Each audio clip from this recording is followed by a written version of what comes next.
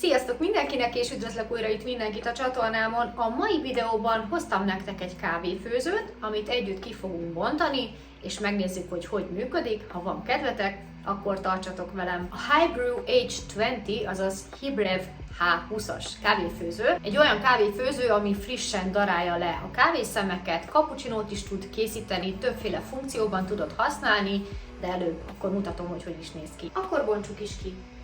Itt is van a kávéfőzőnk, baromi jól néz ki a csomagolása, és nézzük meg közelebbről. Ahogy láthatjátok, ez egy darálós kávéfőző, ami frissen fogja ledarálni nekünk a kávébabot, és lattét, illetve cappuccinót is lehet vele készíteni. 20 állítható őrlési fokozattal rendelkezik, ezen kívül lehet vele készíteni hideg, illetve meleg kávét is. 20 bár nyomással bír, szilikon gőzölőfeje van, ami ideális a cappuccinó készítéshez, az intelligens kijelzőn pedig testre szabhatjuk, hogy milyen kávét szeretnénk fogyasztani, állíthatjuk a kávénak a mennyiségét is, kevesebbre, többre, illetve a hőmérsékletét is. 1,8 literes a víztartálya. Itt is van a kávéfőzőnk, nagyon szép a doboza, sérülésmentesen érkezett.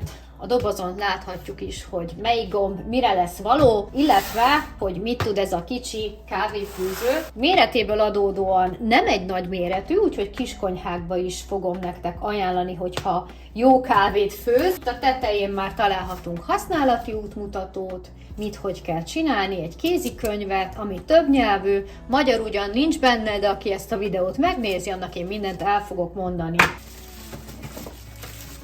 Kibontottam, most pedig leszedem róla a védőfóliákat. Hát szerintem csodálatos ez a kávéfőző, egy picit olyan retrós nekem ezzel a kijelzővel, ugyanakkor modern is, viszont volt hozzá egy kis dobozka, vannak hozzá kellékek is, mert hogy mindent adtak ahhoz, hogy egy tökéletes kávét főz otthon, akár mint egy kávézóban. Itt vannak hozzá a kellékek, ugye a kávé adagoló, hát ez nagyon-nagyon szuper, nézzük is meg, hogy illeszkedik-e.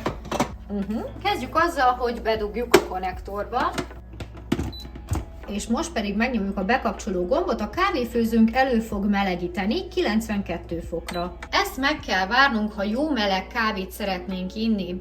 A 92 fok a legideálisabb egyébként a kávéhoz, kihozza a kávénak az aromáját. Érződik, hogy melegszik a gép, egy kicsit kattog. Hoppá! Ennyi volt. 1 perc volt körülbelül, még annyi se. Még jó, hogy fel tudtam nektek venni. Kijelezte 92 fok. Na, most, hogy már bemelegedett a kávéfőzőnk, nincs is más hátra, mint hogy megtöltsük kávéval. Ide fogom beadagolni a kávét, ugyanis itt felül van a kávétartály. Belekerült a kávé, rárakjuk a tetejét, és közben mutatom nektek, hogy itt az 1,8 literes víztartálya, ezt kiveszem, egy gyors mozdulattal, van rajta egy minimum, illetve egy maximum, addig ajánlott tölteni, és eddig maximum töltöm vízzel. Itt a tartály, ezt egy mozdulattal visszapattintom, így, és rácsukom. Tetszés szerint kiválaszthatjuk, hogy hogyan darálja le a mi kávénkat. Finoman darálja le, vagy durvára őrölje. Itt tudjátok állítani, 20 fokozat van. Hát most mi legyen elsősorban? Legyen mondjuk közepes, okés? Mert nem tudjuk, hogy milyen. Itt a másik oldalán a gépnek pedig egy habosító található, amivel gőzt, illetve forró vizet tudunk adagolni. Ettől függően kell kiválasztanunk, ugye itt van a gőz, ez pedig a forró víz. De most nem foglalkozunk ezzel, majd ezt is kipróbáljuk. Itt az előlapi részt nagyon jól megcsinálták, itt láthatjuk a nyomást, lehet állítani, hogy 1 kávét főzünk, vagy 2-t főzünk. De ez úgy működik ez a kávéfőző, nem az, hogy ledarálja és főzött egy kávét, hanem a ledaráltat ebbe fogja ledarálni, és utána főzünk frissen egy kávét, de mutatom nektek. Elvileg ide csak be kell helyezni, így van, egy picit el kell forgatni, és akkor ugye ez a daráló gomb, értelemszerűen megnyomjuk a darálót, ugye előtte kiválasztottuk mi már. Hanyas 10-esen vagyunk, jó lesz.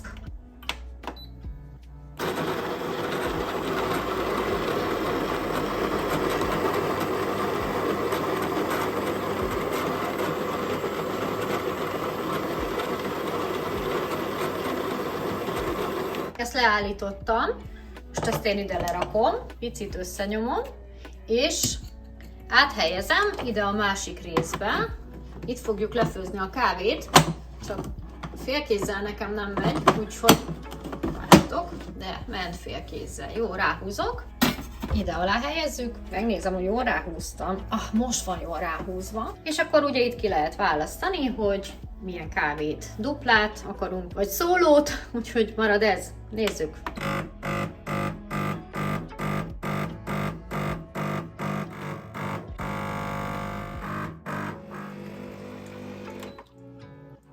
Képzeljétek el, elmondom, mi történt. Hát gondoltam, lefőzöm a kávét, és nem főtt le, és ugye elkezdtem bepánikolni, hogy most mi lehet.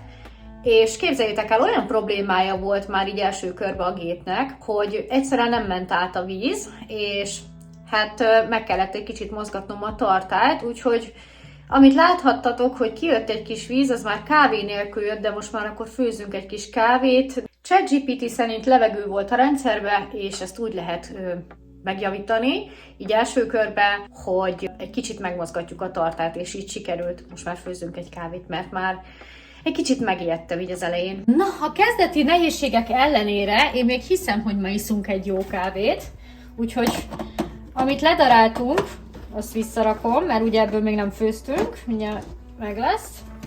És elvileg most sikerülni fog, válasszuk szerintem a sima egyszemélyes kávét, nézzük.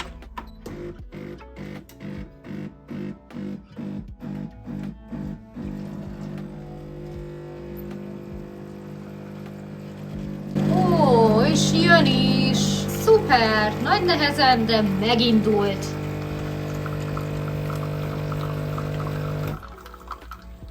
Nagyon jó. Jó kis habos kávét főzött. Ilyet ne csináljatok, amit én csináltam az előbb, figyelj! Nem baj, majd kitakarítjuk, mert elvileg könnyen takarítható a tálcája. Főzzünk egy duplát.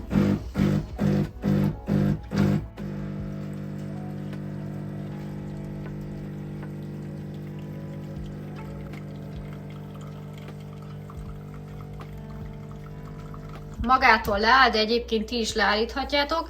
Ja igen, ez azért lett ilyen vizes, mert nyilván ugyanabból a kávéból főztem, mint az elsőt, szóval ez egy ilyen zaccos dolog lesz, de én ezt úgyse iszom meg, csak meg akartam nektek mutatni, hogy mennyiségben mennyire különbözik a kettő, tehát az a dupla. Nyilván akkor 2 csészét is raksz alá, hogyha vendéged van. Én azzal most nem akartam így külön vacakolni, de akkor főzzünk vele szerintem egy cappuccinót. Akkor én most ezt kiveszem,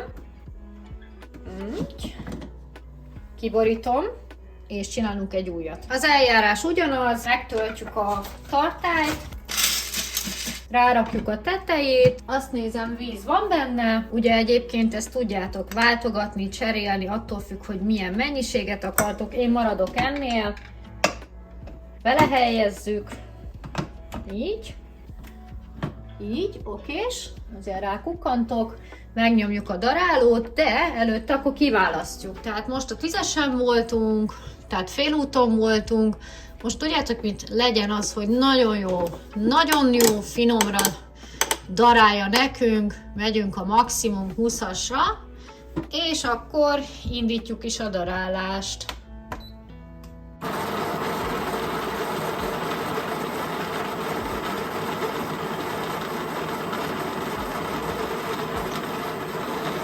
Egyébként ez le fog állni magától valamikor, de én nem kockáztatom meg, úgyhogy én leállítottam, mert nekem bőven elég lesz ennyi a cappuccinóhoz. Aztán fogom, kiveszem, ha ki tudom, hát ki.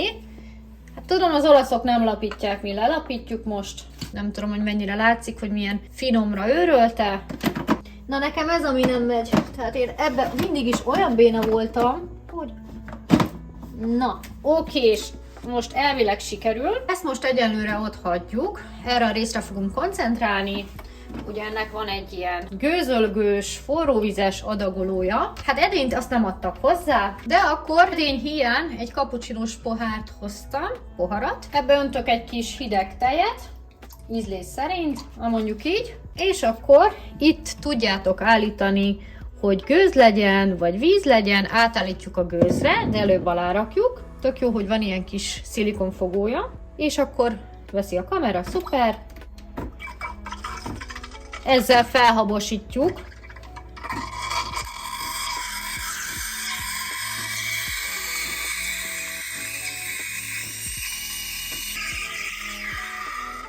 Le lehet állítani, hogyha úgy látjuk, de én még nem látom úgy, úgyhogy folytatom.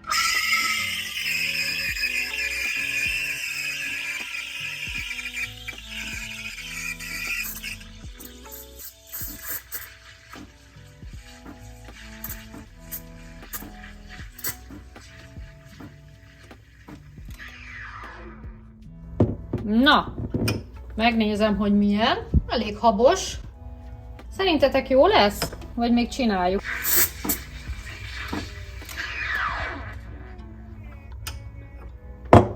És akkor most lefőzzük a kávét. Nyilván ez nem fér alá egy külön csészében. Mielőtt még megcsináljuk a cappuccinót, megmutatom nektek, hogy ilyenkor mit kell csinálni, hogy ne maradjon olyan. Egyszerűen csak át kell rakni a gőzmódra.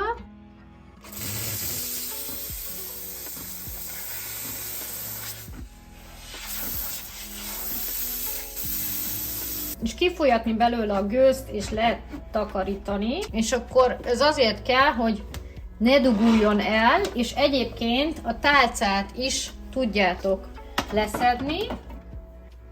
Itt ezt is, és akkor majd a végén el lehet mosni. De most akkor én ide berakom. Na, így vissza. Okés. És egyébként ennek is van egy kis úszója itt. Ugye, ha felemelkedik, az azt jelenti, hogy sok benne a víz. Tudjuk állítani a hőmérsékletet. Egyszer ez a két gomb. Megnyomjuk. Akkor, és ott tudjuk állítani. Le-fel. Hány fokos legyen. 95 a max. De én visszaállítom 92-re.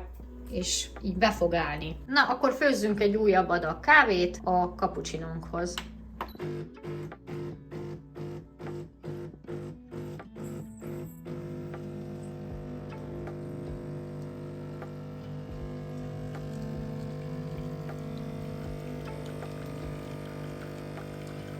Na, ez le is főtt. Én most nem bonyolítom a helyzetet, és ebbe öntöm bele a kávét kanállal. Na jó, meggyőztetek. Úgyhogy kóstoljuk is meg, hogy milyen lett.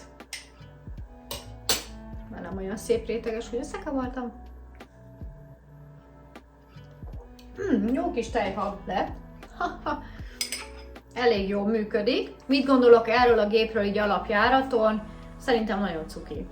Kicsi. Nem tudom, hogy mennyire látjátok. A másik géphez viszonyítva, szóval ilyen a másik géphez viszonyítva, hogyha hátrébb rakom, szerintem látható a különbség, méretbeli különbségek azért vannak, de az nem azt jelenti, hogy ez akár rosszabb lenne, mint mondjuk az a gép. Egyébként elmondanám nektek, hogy nem akartam ilyen hasonlítós videót, de ha már ennél a gépnél tartunk, ezzel van egy-két gondunk, mert folyik belőle a víz, már ki lett cserélve az összes tömítés, nem voltak jók, úgyhogy most rendelni kellett saját gyártású tömítést, ami nem volt olcsó, az még nem lett kicserélve, és talán úgy megoldódik a probléma. Ez előfordul, főleg az ilyen drágább modelleknél. De szeretjük, szuper. Viszont ez is jó kávét főzött szerintem, de mondom, nem akarok összehasonlítós videót, inkább elmondom, hogy kiknek ajánlanám ezt a kávéfőzőt. Akiknek kicsi a konyhájuk mindenképpen. Pici gép, ugyanakkor szerintem nagyon dizájnos, nagyon modern. Ellentétben ugye ezzel a géppel, mert ez a mi kávéfőzőnk, ez olyan, hogy belerakjuk a babot, a kávébabot,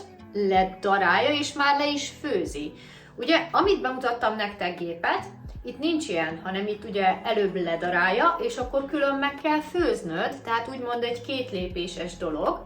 Viszont itt te tudod választani a darálásnak a minőségét, meg sok mindent is tudsz állítani mellette. Én el tudom képzelni még ilyen nagymamák konyhájába is, mert olyan a kialakítás ezzel a kerek lefedéssel, ezekkel a kerek szimbólumokkal, hogy egy picit olyan retrós. Kezdeti nehézség volt azért, mert nem tudom, hanyadjára nem főzte le a kávét, amit mondtam is nektek, szóval én nem fogom titkolni az ilyen dolgokat, hogy igen, az volt a gond, hogy valamiért levegő került a rendszerbe, és ezt úgy tudtam megjavítani, hogy egy picit megráztam a tartályt, vissza kibe pakolgattam, és aztán végre magához tért, mert hát nyilván hosszú utat járt be idáig. Kóstoljuk már meg ezt a kávét, igaz, hogy már elhűlt, ma nem fogok aludni, szerintem annyit kávéztam.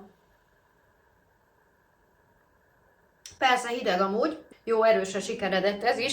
Az arányokon lehet változtatni, hogy mennyit daráltattok, mennyit raktok bele a kávéba, ezt mindenki magának tudja eldönteni. Amit még mindenképp el szerettem volna mondani, hogy kuponnal olcsóbban tudjátok megvásárolni ezt a kávéfőzőt. A videó alatti leírásban megtaláljátok a linket, és még annyit, hogy a Geekbuying számomra egy nagyon megbízható cég, nem csak a gyors szállítás miatt, hanem eddig akármilyen terméket küldtek nekem, mindegyik hibátlanul működik évek óta, nem volt meghibásodás, ott vannak a porszívóim, tökéletesen működnek a mai napig, a robotporszívóm, a kézi porszívó, az akkumulátoros porszívó, tényleg bármit küldtek, a sétapad. Úgyhogy ajánlom nektek, mert nagyon jó termékeket készítenek, megbízhatóak, és rengeteg véleményt tudtok olvasni a honlapjukon, bármit is vesztek, nézzétek meg, nézzetek körül, de ennek a videónak ennyi lett volna mára. Én megiszom a cappuccinommat, köszönöm szépen a Geekbuyingnak a kávéfőzőt. Ha tetszett a videóm, akkor dobjatok egy lájkot, és ha nem tettétek még, iratkozzatok fel a csatornámra. Találkozunk egy következő videóban, legyen szép napotok, sziasztok!